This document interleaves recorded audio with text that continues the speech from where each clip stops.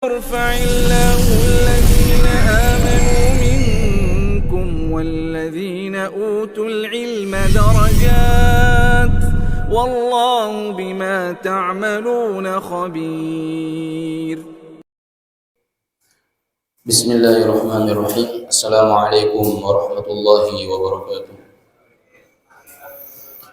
إن الحمد لله نحمده ونستعينه ونستغفره ونؤمن به ونتوكل عليه ونعوذ به من شرور أنفسنا ومن سيئات أعمالنا.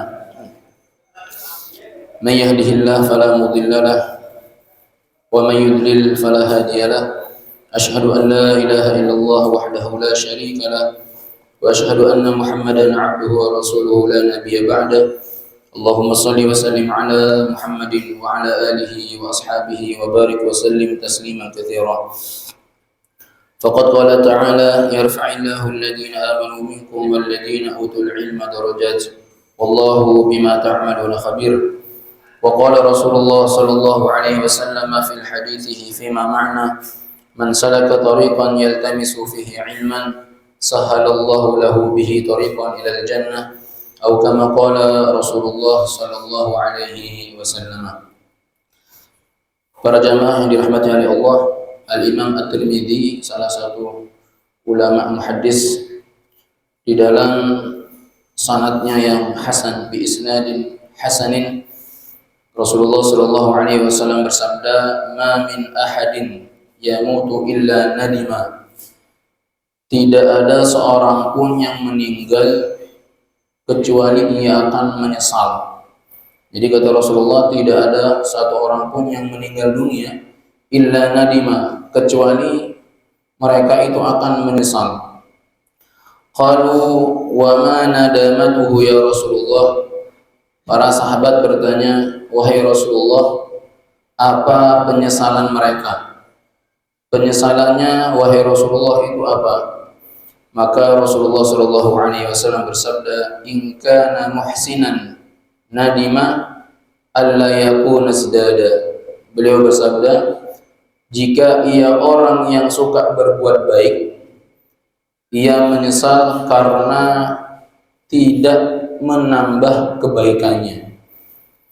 Wa in kana musian, dan jika ia orang yang berbuat buruk, nadima alla yakunu naz'a, ia menyesal karena tidak berhenti dan tidak bertaubat. Jadi para jamaah hadirin hadirat yang saya muliakan, ternyata orang yang meninggal dunia ini semuanya akan menyesal. Orang yang suka berbuat baik pun ternyata menyesal. Ya Allah, kenapa kebaikanku hanya sedikit saja yang aku lakukan? Kenapa tidak aku tambah terus dan tambah terus? Dan orang yang berbuat buruk pun menyesal. Ya Allah, kenapa aku di dunia tidak bertaubat dan berhenti untuk melakukan perbuatan-perbuatan buruk itu? Maka jamaah yang dirahmati oleh Allah, dan kita pun yang duduk dalam majelis seperti ini pun nanti pun akan menyesal kepada Allah. Ya Allah, seandainya terus-terusan aku istiqomah duduk dalam majelis, maka Allah akan tapan memberikan pahala yang besar di sisinya. Jadi jamaah yang dirahmati oleh Allah, maka mudah-mudahan duduknya kita dalam majelis ini sebagai izdad bekal kita insyaallah untuk di akhirat kelak. Amin amin ya rabbal alamin. Jamaah yang dirahmati oleh Allah, alhamdulillah pagi hari ini kita sudah berada di penghujung Kitabul Jami'. Ya, 1 tahun lebih ya baru selesai bab Kitabul Jami' itu, dan ini merupakan bab penghujung ya, bab terakhir, tapi masih belum selesai pembahasannya, yang mana Al-Imam Ibnu Hajar Al-Asqalani beliau meletakkan babul dzikri wad doa, bab tentang zikir dan doa pada bab terakhir dari kitab Bulughul Maram. Ada beberapa poin yang kita akan bahas ya. Saya rangkum dalam kitab ini untuk mempersingkat waktu ya, karena kalau kita baca semua habis waktu. Yang mana poin-poin yang pertama, hikmah pertama itu apa itu zikir, kemudian hikmah zikir, lalu bagaimana raf'us saut, volume orang yang mengeraskan suara, bagaimana hukum zikir dengan mengeraskan suara, dan yang zikir secara sir. Kalau bahasa kerennya itu zikir jahar dan zikir sir. Kemudian bagaimana hukum orang yang berzikir dengan berjamaah dan tidak berjamaah. Insya Allah di sini kita akan bahas supaya kita paham ternyata semua itu memiliki dalil dan bukan dalil-dalil kaleng ya, dalil yang sahih dan hasan. Baik, bab dzikri wa doa, bab zikir dan doa. Hadzal babu huwa khitamul kitabi wa huwa bab dzikri wa doa. Ini adalah penutup kitab, yaitu bab tentang zikir dan doa. Wa dzikrullahi ta'ala yakunu bil lisan wa yakunu bi qalbi wa yakunu bil amal. Zikir kepada Allah itu ya ada 3 cara.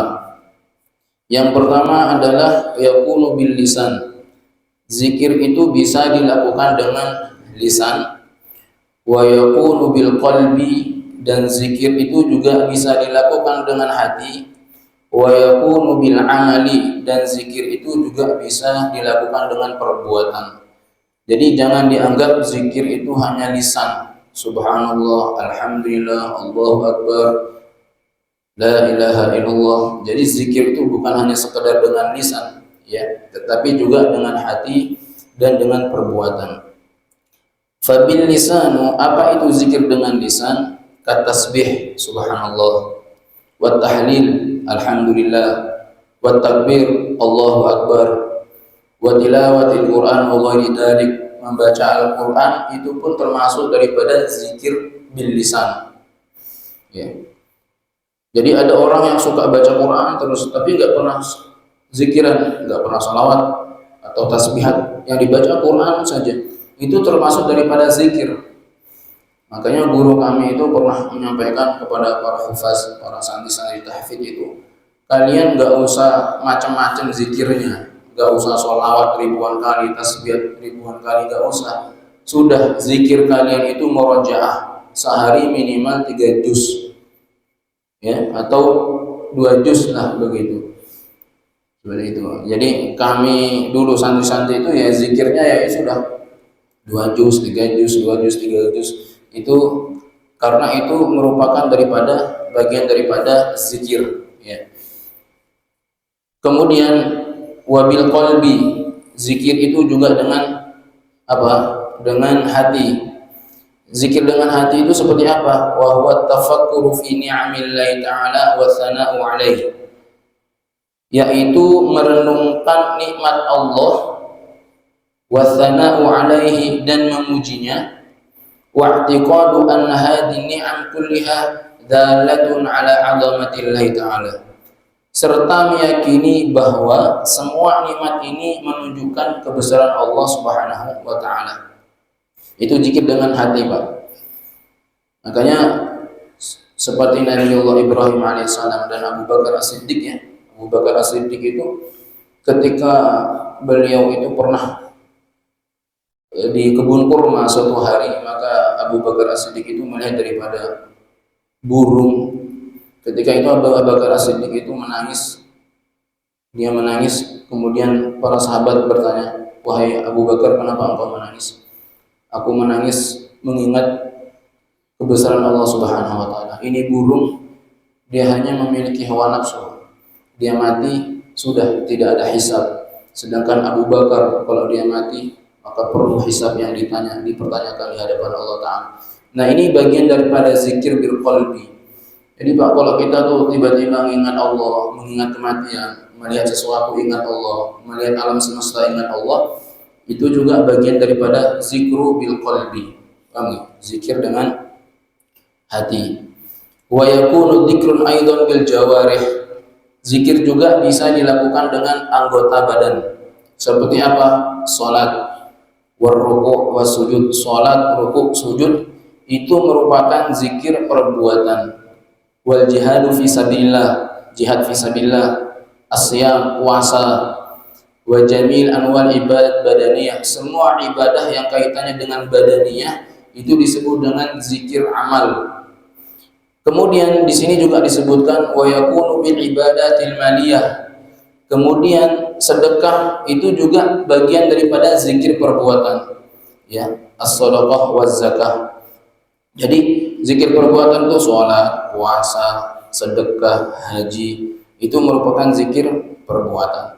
Nah, inilah yang menjadi landasan orang-orang Jamaiyah Ilim, ya, yang mereka mengatakan bahwa sholat itu hakikatnya adalah zikir, mengingat Allah.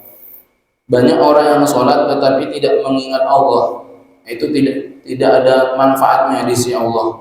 Yang betul itu adalah mengingat Allah, bukan dengan perbuatan. Nah, ini Jamaiyah yang sesat, Pak, ya.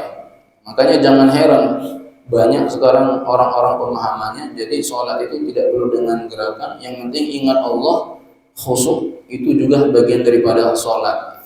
Karena sholat itu, makna sholat secara istilah itu kan ad-du'a wa dzikr, doa dan zikir, ya. Ini orang-orang yang pemahamannya tekstual, ya, yang gurunya tidak pernah bersanad, ya seperti ini pemahamannya. Paham gitu, Pak? Jadi zikir itu ada dengan 3 cara. Yang pertama zikir dengan lisan, yang kedua dengan hati, yang ketiga ada dengan perbuatan. Nah, kalau kita ini saat ini duduk dalam majelis ilmu, zikru bil amal, zikir dengan perbuatan. Datang dari rumah ke masjid, ke mushola, sholat subuh berjamaah, duduk dalam majelis ilmu. Ini kita dihitung sebagai orang yang senantiasa zikrullah, zikir kepada Allah sampai kapan? Sampai selesai majelis ini. Paham nggak? Nah, itu ibadah zikrullah badaniyah. Kemudian banyak sekali ayat-ayat yang menjelaskan tentang zikir ini. Allah Subhanahu wa taala berfirman, "Fa idza qadaytumus salata fadhkurullaha qiyaman wa qu'udan wa 'ala junubikum." Apabila engkau telah menyelesaikan salat, ingatlah waktu berdiri, di waktu duduk, dan waktu berbaring. Jadi ayat ini menjelaskan kepada kita bahwa kalau kita habis sholat itu jangan langsung lantas jalan. Allahumma antas salam wa minkas salam dulu dibaca, ya, zikir kepada Allah Ta'ala, karena dalilnya sahih, ya. Allah sendiri yang mengatakan kalau kamu sudah sholat fadhkurullah, berzikirlah kepada Allah Ta'ala. Kemudian ayat yang lain disebutkan, ya ayyuhalladzina amanu dzkurullaha dzikran katsiran, wahai orang beriman, berzikirlah kamu dengan zikir yang sebanyak-banyaknya. Artinya zikir itu tidak ada batasan. Ini ayat am. Jadi kalau ada orang mengatakan sekarang zikir itu dibatasi, kalau dari Nabi mengatakan seperti ini, ya sudah, jangan ditambah-tambah. Nah, jadi kalau dalam kaidah usul ini ayat umum. Jadi kalau ayat umum itu bisa dipadukan dengan dengan kaidah-kaidah yang lain. Artinya apa? Artinya zikir itu tidak ada batasan. Boleh seseorang itu ribuan kali, ratusan kali berzikir, tidak ada batasan. Kalau Bapak umpama berzikir ingin selawat 100 kali, istighfar 100 kali dalam sehari, monggo. Karena Nabi itu innila astaghfiru kulla yaumin mi'ata marrah. Aku itu tidak pernah beristighfar dalam sehari kecuali 100 kali. Ini dalam riwayat Anas bin Malik. Dalam hadis riwayat Abu Hurairah, Rasulullah mengatakan, fa inni la astaghfiru kulla yaumin 90 marrah. Aku dalam sehari beristighfar itu 90 kali. Yang betul yang mana nih? 100 atau 90? Sama-sama betul. Karena yang meriwayatkan beda-beda sahabat. Anehnya Anas bin Malik yang meriwayatkan hadis bahwasanya Rasulullah beristighfar dalam sehari 100 kali. Ternyata Anas bin Malik itu beristighfar dalam sehari itu berapa kali? 1000 kali. 1000 kali. Artinya kan tidak sesuai dengan ajaran Nabi. Maksudnya apa? Karena ada hadis ayat Al-Qur'an yang menjelaskan ya ayyuhalladzina amanu dzkurullaha dzikran katsiran. Ini maknanya umum, tidak muqayyad. Artinya seseorang itu bisa berzikir sebanyak-banyaknya. Tanggih, Pak. Kemudian lafzuz zikri ba'da shalah. Kemudian bagaimana lafaz zikir sesudah salat sesuai dengan sunnah Nabi? Yang pertama adalah istighfar. Jadi habis salat itu Pak sunnahnya beristighfar. Astaghfirullahaladzim. Boleh ditambah astaghfirullahaladzim alladzi la ilaha illa huwal hayyul qayyum wa atubu ilaih. Itu hadisnya sahih. Nabi terkadang beristighfar dengan istighfar yang singkat astagfirullah, dan terkadang Nabi menambah wa atubu ilaih. Itu dalilnya sahih. Yang kedua, setelah itu la ilaha illallah wahdahu la syarikalah lahul mulku wa lahul hamdu yuhyi wa yumiitu wa huwa ala kulli syai'in qadir. Itu sunnahnya sab'ah wa tis'ah. Ada yang mengatakan 7 kali, ada yang mengatakan 9 kali. Kemudian tilawatil Quran, membaca Al-Quran, bagian daripada bacaan Al-Quran. Tapi Rasulullah itu suka membaca ayatul kursi. Jadi setelah la ilaha illallah wahdahu la syarikalah lahul mulku wa lahul hamdu yuhyi wa yumiitu wa huwa ala kulli syai'in qadir, itu baca ayat kursi Allahu la ilaha illa huwal hayyul qayyum la ta'khudhuhu sinatun wa la naum sampai habis. Kemudian baru tasbih subhanallah subhanallah subhanallah 33 kali, alhamdulillah alhamdulillah 33 kali, kemudian Allahu akbar 34 kali. Kemudian boleh ditambah dengan al-isti'adzah a'udzubillahi minasyaitonir rajim. Dan sebelumnya itu kita membaca Allahumma antas salam wa minkas salam tabarakta ya dzal jalali wal ikram. Ini lafaz-lafaz setelah zikrullah. Hikmatu zikir. Kemudian apa hikmah daripada zikir? Kenapa sih Allah itu perintahkan kita untuk memperbanyak zikrullah, berzikir kepada Allah? Hikmah yang pertama, sakinatul qalbi. Orang yang suka berzikir itu hatinya akan menjadi tenang. Paham gak? Hikmah yang pertama. Ini dalam kitab karangan beliau ya, Syekh Shalih Fauzan, salah satu ulama muhaddis atau majelis fatwa di Madinah. Yang pertama, hikmah zikir itu sakinatul qalbi, untuk menjadi tenang, hatinya itu agar tenang. Alladzina amanu wa tatma'innu qulubuhum bi dzikrillah. Orang-orang beriman dan hati mereka menjadi tentram dengan mengingat Allah. Ala bi dzikrillah tatma'innul qulub. Ingatlah, dengan mengingat Allah hati itu menjadi tentram dan hidup. Jadi kenapa saat ini mungkin orang tuh suka gelisah gitu kan? Mungkin dan hatinya itu jarang berzikir kepada Allah Subhanahu wa taala. Bahkan Nabi mengatakan, masalul ladzi yadhkuru rabbah wal ladzi la yadhkuru rabbah kamatsalil hayy wal mayyit. Permisalan orang yang suka berzikir dan tidak berzikir itu seperti orang yang hidup dan mati. Jadi kalau orang yang tidak pernah zikir, pada hakikatnya dia itu adalah orang yang mati. Dan orang yang suka berzikir, mereka itu adalah orang-orang yang hidup, hatinya hidup. Kalau hati hidup itu Pak, mudah menerima kebaikan. Itu tanda-tanda hidup. Ketika ada nasihat apapun itu dia mudah menerima. Tapi kalau hatinya itu keras, terkunci, maka tidak dapat bisa yang membuka kunci hati tersebut kecuali Allah Subhanahu wa taala. Hikmah yang kedua, jami'ul ibadat li dzikrillah.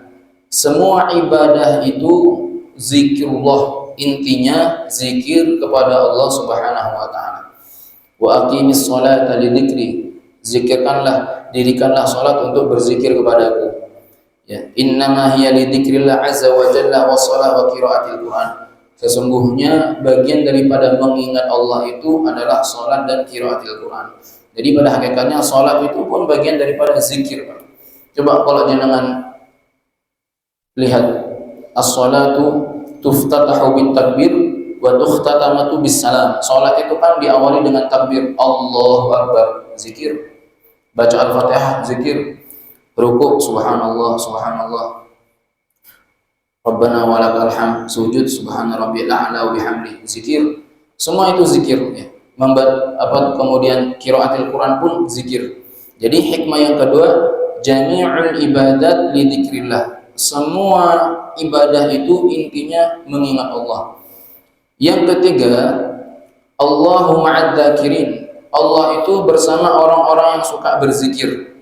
Ya, fadhkuruni adzkurkum. Ingatlah kepadaku, maka aku akan ingat kepada kamu. Kemudian nasullah fanasiyahum. Kalau mereka tidak ingat Allah, Allah pun akan, kalau mereka lupa Allah, Allah pun akan melupakan mereka.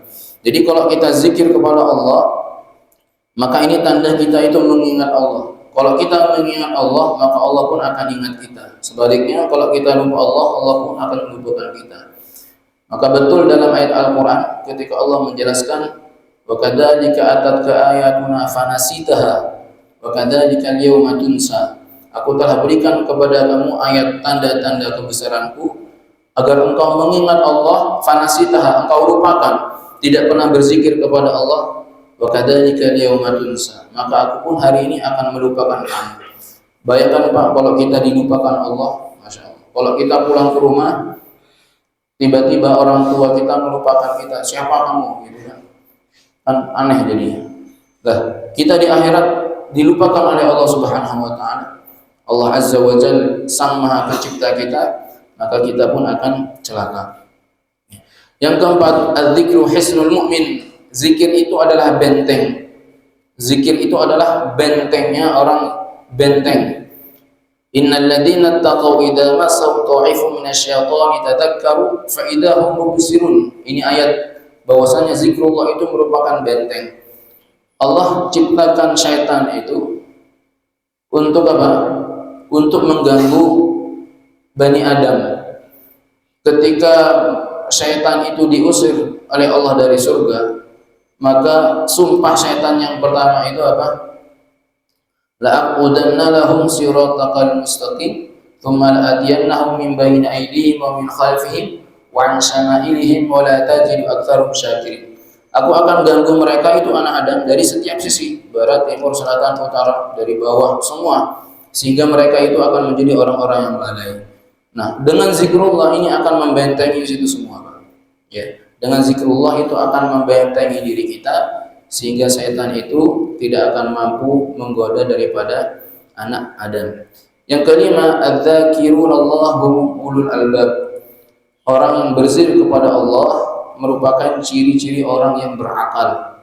Inna fi khalqis samawati wal ardi wa ikhtilafil laili wan nahar la ayatin li ulil albab alladzina yadhkurunallaha qiyaman wa qu'udan wa 'ala junubihim. Jadi intinya orang yang suka berzikir kepada Allah, ulul albab, mereka itu adalah orang-orang yang cerdas. Ulul albab itu artinya orang-orang yang cerdas, orang-orang yang baik. Baik, kita sudah bahas tentang zikir. Apa itu zikir? Zikir terbagi menjadi 3. Kemudian bacaan setelah zikir, kemudian hikmah zikir. Sekarang kita masuk pada hukum raf'us sauti bi dzikrillah ba'da shalah. Volume suara zikir setelah sholat. Ini yang menjadi perbincangan ikhtilaf para ulama sejak kapan? Sejak 14 abad yang lalu. Paham ya, Pak? Sejak 14 abad yang lalu sampai saat ini masih saja diributkan. Padahal itu sudah selesai. Ya. Apa itu? Yang pertama adalah raf'us sauti bidzikri ba'da shalah. Ikhtilaful ulama fi hukmi raf'is saut bidzikri ba'da shalah. Sebagian kalangan memakruhkan zikir sesudah salat dibaca dengan keras, ya. Walam yaqra'u akharun, dan sebagian ulama lainnya tidak memakruhkan. Walikulli minal qarnaini adillatahu, kedua belah pihak tentu punya dalil masing-masing. Jadi zikir jahar ini, Pak, ternyata ada 2 pendapat. Pendapat yang pertama memakruhkan, jumhur ulama memakruhkan, tidak sampai mengharamkan, Pak, tidak sampai bid'ah dan lain sebagainya, hanya jatuhnya makruh. Kalau makruh berarti apa? Berarti di situ ada dalil, ya. Tidak sampai khilafu sunnah, menyelisih daripada dalil sunnah. Paham? Yang kedua adalah al-qawlu bil jawaz, membolehkan zikir dengan jahar. Baik, sekarang kita akan membahas kubu yang memakruhkan. Pendapat yang memakruhkan. Kenapa zikir jahar? Subhanallah, subhanallah, subhanallah, alhamdulillah, alhamdulillah, alhamdulillah, Allahu akbar, Allahu akbar, Allahu akbar. Kenapa dimakruhkan? Dalilnya ini, Pak. Pendapat yang pertama. Istadallal ladzina yaquluna bi karahah raf'us sauti bidzikri bi adillati minha qauluhu ta'ala. Adapun orang-orang yang memakruhkan zikir dengan mengeraskan suara karena mereka berpendapat dengan ayat ini, ud'u rabbakum tadarruan wa khufyatan innahu la yuhibbul mu'tadin. Berdoalah kepada Allah Tuhanmu dengan tadarru, merendahkan diri, wa khufyah, secara pelan, innahu la yuhibbul mu'tadin, sesungguhnya dia tidak menyukai orang-orang yang mu'tadin, melampaui batas. Para ulama mufassir mengatakan wa hadhil ayah tadullu dhahiran. Ayat ini secara zahir, secara lahiriah. Jadi kalau dalam tafsir itu akan ada namanya tafsir idhari, tafsir secara zahir, dan ilmu-ilmu tafsir yang lainnya. Kalau secara tekstual, maka ini ayat ya menunjukkan anna du'a yakunu bitadarru wal ikhfa. Doa itu dilakukan dengan merendahkan diri dan secara tersembunyi. La bi raf'is saut, maka bukan dengan suara yang keras. Ini pendapat yang memakruhkan. Kemudian firman Allah Ta'ala, وَاذْكُرْ رَبَّكَ فِي نَفْسِكَ تَضَرُّعًا وَخِيفَةً وَدُونَ الْجَهْرِ مِنَ الْقَوْلِ بِالْغُدُوِّ وَالْآصَالِ وَلَا تَكُن مِنَ الْغَافِلِينَ. Dan sebutlah nama Tuhanmu dalam hatimu dengan merendahkan diri, wa khufyatan, dan rasa takut, dengan tidak mengeraskan suara, baik gudu, pagi, wal asal, ya, petang, dan janganlah kamu termasuk minal ghafilin, orang-orang yang melalai. Wa hadhil ayatu aidun tadullu ala adamil jahri bidzikri. Ayat ini juga menunjukkan tidak mengeraskan suara di dalam berzikir. Paham enggak? Sudah dua dalil. Al-Quran, hadis. Sekarang Al-Quran itu dua dalil ayat Al-Quran, sekarang hadisnya. Hadis sahih ini. Kunna ma'an Nabi sallallahu alaihi wasallam fi safar, rawahu Musa al-Ash'ari radhiyallahu anhu. Qala kunna ma'an Nabi sallallahu alaihi wasallam fi safar. Abu Musa al-Ash'ari radhiyallahu anhu telah berkata, suatu ketika kami itu bersama Nabi sallallahu alaihi wasallam fi safar. Faja'ala an-nasu yarfa'una aswatahum bit-takbir. Lalu orang-orang mengeraskan suara mereka dengan takbir. Allahu Akbar, Allahu Akbar, Allahu Akbar, Allahu Akbar, keras seperti itu. Faqala, maka tiba-tiba Nabi mengatakan, ya ayuhan nas, wahai manusia, irba'u ala anfusikum. Nah, ini yang banyak diselisihkan para ulama. Irba'u itu bukan secara langsung, nggak boleh keras-keras seperti itu. Coba dipelankan sedikit. Nah, seperti itu fahamnya. Karena para sahabat itu waktu itu saking semangatnya, kayak orang ngapunten seperti orang demo itu. Takbir, Allahu Akbar. Nah, irba'u. Coba jangan keras-keras seperti itu. Pelankan sedikit. Ya, kemudian fa innakum la tad'una asamma wala ghaiban.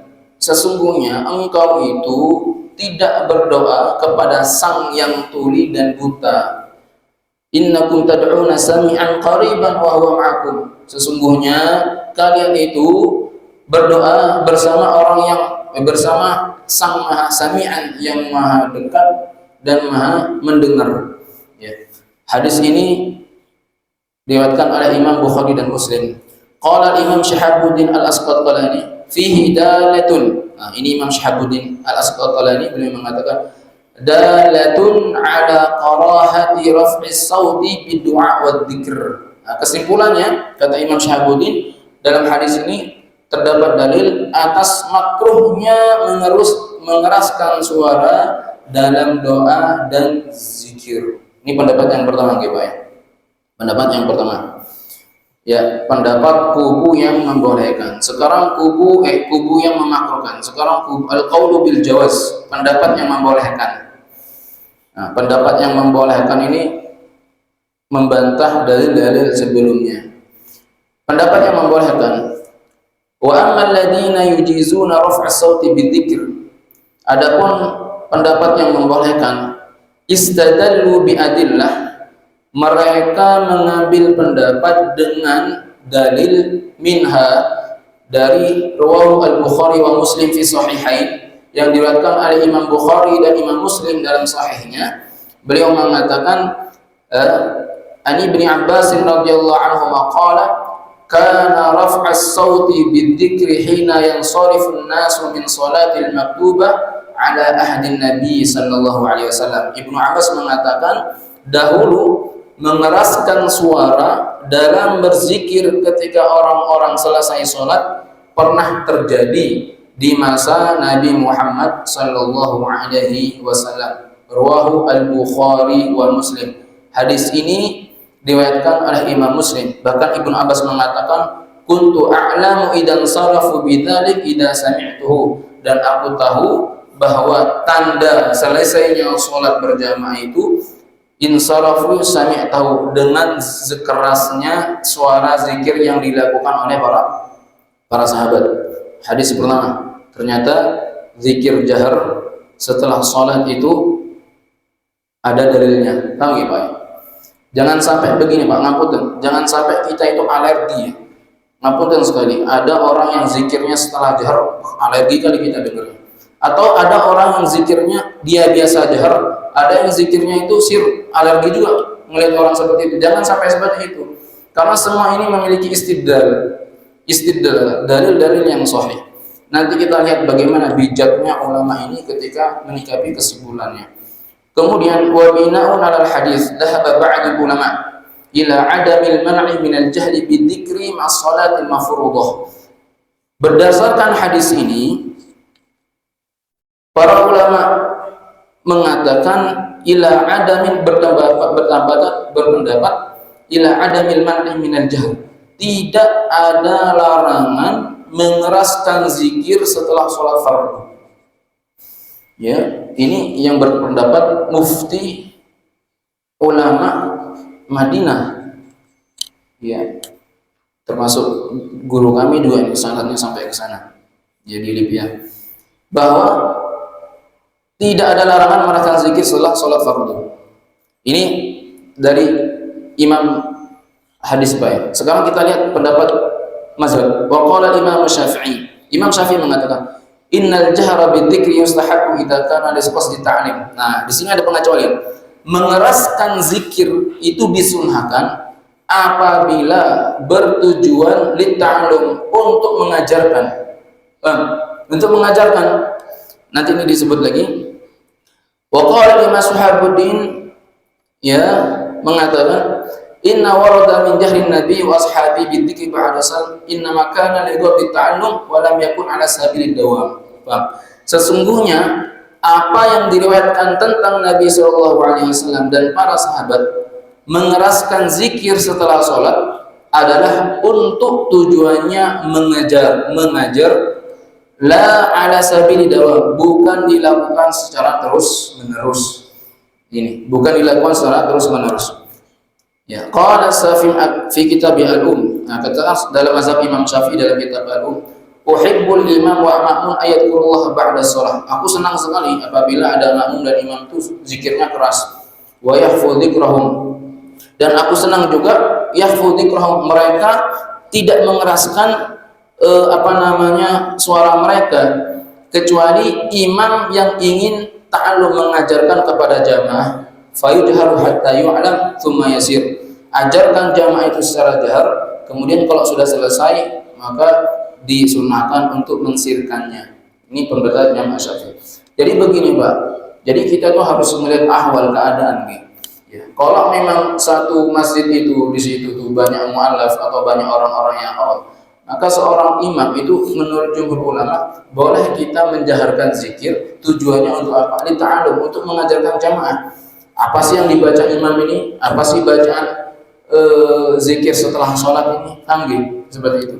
Tapi kalau memang sudah jamaah itu sudah merasa sudah betul semua, artinya itu sudah paham semua, maka boleh kita mensirkan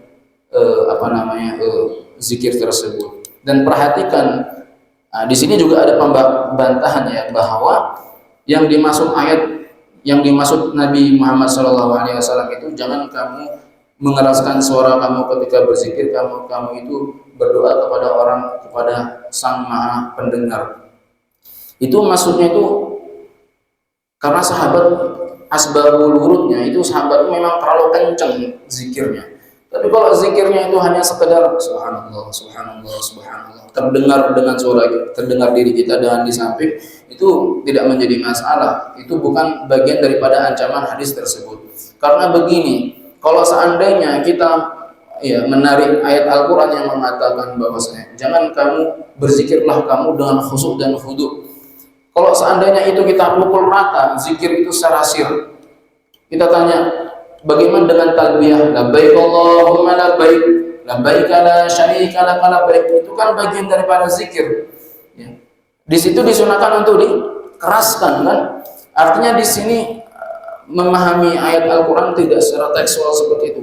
Ada memang kita harus memahami akidah usuluddin. Ayat ini seperti apa pemahamannya, hukum ahkamnya itu seperti apa, itu harus kita jelaskan. Gimana? Ini pembahasan tentang khilafiyah di antara zikir jahan dan zikir sir. Jadi pada intinya yang menjaharkan itu boleh, karena itu ada di masa Nabi Muhammad SAW. Kemudian kesimpulannya, waqad istamarra khilafu hadil mas'alah mundu 14 qarnan. Perbedaan dalam masalah ini telah berlangsung sejak 14 abad yang lalu. Jadi sudah selesai, Pak. Sudah selesai ini sebenarnya. Cuma masih aja diributkan kadang-kadang kan.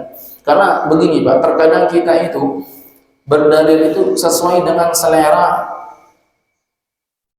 kita, selera dengan berdalil sesuai dengan selera apa yang dikatakan guru kita.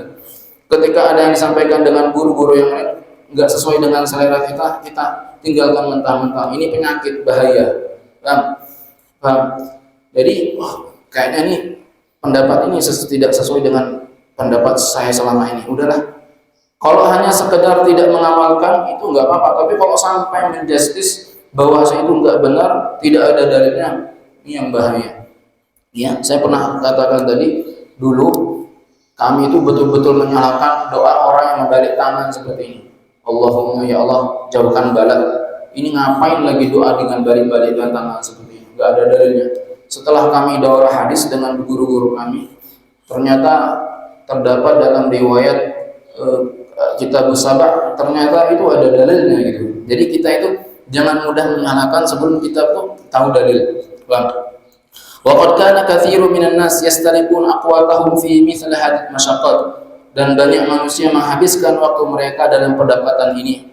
Fa hal naqulu nahnu aidan mimman yahudu fi hadzal hal, maka apakah kita juga termasuk orang-orang yang terjun dalam perdebatan ini, kata beliau ya. Artinya ya sudah, kita melihat seperti ini. Dan sunahnya ketika ada seorang seperti maupun di al-ikhwan ini kan kalau seperti imam puasa itu kan, kalau di sini kan memang kita sudah sepakat sir begitu kan, ya sudah kita ikuti jalani tersebut.